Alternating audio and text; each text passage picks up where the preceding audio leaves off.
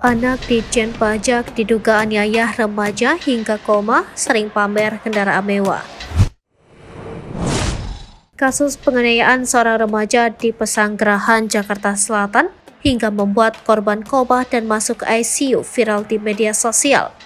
Pelaku penganiayaan diduga anak dari seorang pejabat eselon 2 di kantor pajak. Selain itu, pelaku yang mengendarai mobil Jeep Rubicon hitam ternyata memakai plat nomor polisi palsu.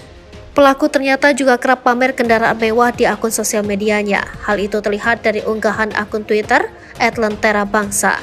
Dalam utasnya, akun itu mengungkap jika pelaku penganiayaan bernama Mario Dando Satrio dan merupakan anak dari Kepala Bagian Umum Kanwil DJP Jaksel II.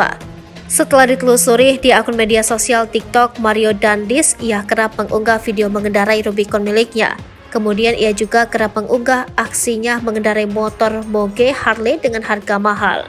Akun TikTok Dandi kini pun diserbu banyak komentar miring dari netizen. Hal ini pun membuat penasaran banyak netizen terkait kekayaan keluarga Dandi. Bahkan seorang netizen dengan akun Twitter Rohol Maani mengunggah perbandingan kekayaan Presiden Jokowi dengan ayah Dandi yang hanya kepala bagian di Ditjen Pajak.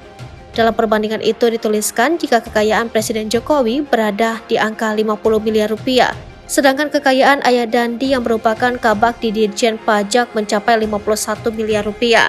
Sebelumnya, kasus penganiayaan kepada korban bernama David viral di media sosial.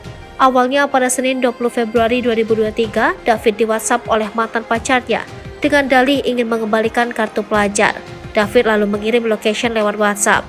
Ia lalu dijemput oleh mobil Rubicon yang berisi 4 orang dan dibawa ke gang kosong.